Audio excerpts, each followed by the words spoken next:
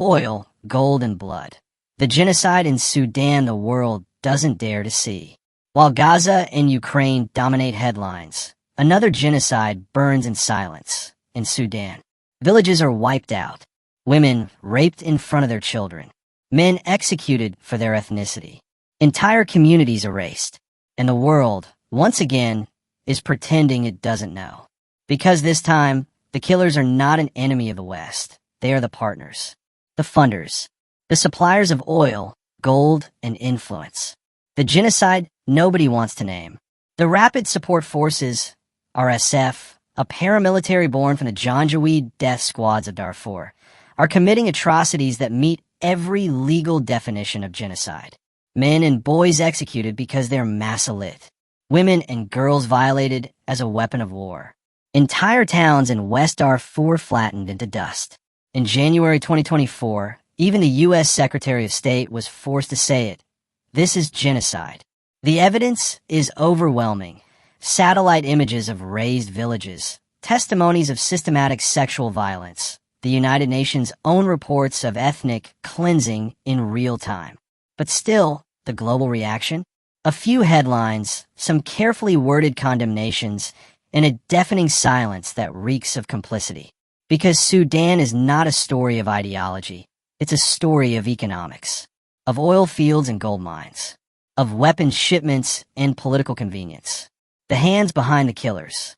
Sudan's government has formally accused the United Arab Emirates before the International Court of Justice of breaching the Genocide Convention, supplying arms, funding, and logistical support to the RSF while pretending to call for peace. The same Emirates that host glossy summits on humanitarian innovation.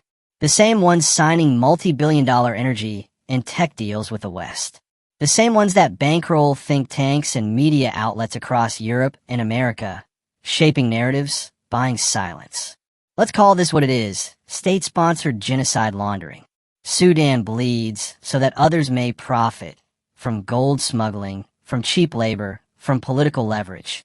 The RSF controls most of the country's gold mines, many of them linked directly to Emirati buyers. Every gram of smuggled gold that finds its way into Dubai's markets carries a trace of Sudanese blood. The Western hypocrisy. Where is Europe? Where is the United States? Where are the front-page indignations, the emergency summits, the celebrity tears? When Putin invaded Ukraine, the world mobilized overnight. When Israel bombed Gaza, it triggered global protests and round-the-clock media attention. Sudan, meanwhile, has lost more than 15,000 lives, displaced 9 million people, and created the largest hunger crisis on the planet, and yet remains a news footnote. The reason is simple and obscene. Sudan is geopolitically inconvenient. Its victims are poor, black, and voiceless in the Western imagination. Its killers are business partners. To condemn Sudan's genocide loudly would mean confronting the Emirates, challenging Gulf investments, and acknowledging that our allies are fueling a massacre. It would mean the West admitting that its so-called rules-based order bends for oil and breaks for Africans. The media's cowardice. Mainstream outlets have chosen cowardice. Sudan's story barely registers beyond brief humanitarian blurbs. Few correspondents on the ground. No live feeds, no primetime specials, no graphic urgency. Why? Because media empires, just like governments, depend on the same money that sustains this war. Advertising from Gulf investors. Partnerships with their airlines, banks, and PR agencies. The moral silence is not accidental. It's editorially engineered. Journalists who dare to investigate the money trail face threats, visa denials, blacklists. Sudan's war isn't invisible. It's deliberately invisibilized. When the victims are brown and the profits are golden, the newsroom outrage switch mysteriously turns off. Israel, influence and indifference. Behind the quiet diplomacy lies another uncomfortable truth. Israel's alignment with the Emirates and other Gulf states has also helped bury Sudan's tragedy. Tel Aviv is eager to preserve its new Middle East alliances, forged under the Abraham Accords, where the UAE is a key partner. Israel's silence on Sudan's genocide even as it expands intelligence cooperation with Abu Dhabi, is not neutrality. It's opportunism. And Washington follows suit. No one wants to anger the Gulf money. No one wants to risk another oil shock or arms deal. So Sudan burns in the background while the allies of democracy trade weapons with war criminals and pose for photos at climate conferences. The numbers they don't want you to read. More than 18 million people are now facing acute hunger. That's 1 in 3 Sudanese. Over 9 million displaced. The largest displacement crisis in the world. Thousands of women and children missing, presumed dead. Entire communities, like the Masalit, almost wiped from the map. And as of this month, the famine is spreading to Khartoum itself. Aid convoys are blocked. Hospitals bombed. Refugees shot as they flee. This isn't chaos. It's strategy. It's extermination disguised as civil war. The world's moral bankruptcy. Every generation has its moral test. Rwanda failed. Darfur failed. And now, once again, the world is failing Sudan, not by ignorance but by choice. The UN mumbles about concern. Western leaders tweet sympathy between banquets with Gulf princes.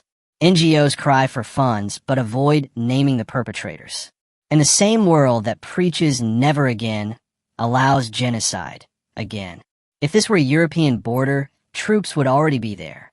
If this were an oil field under Western control, the Security Council would have held emergency sessions. But this is Sudan, and Sudan, apparently, can die quietly. What justice looks like? Justice begins by naming names, by saying out loud, the RSF are genocidaires. The UAE's hands are red with Sudanese blood. The West is complicit through silence and trade.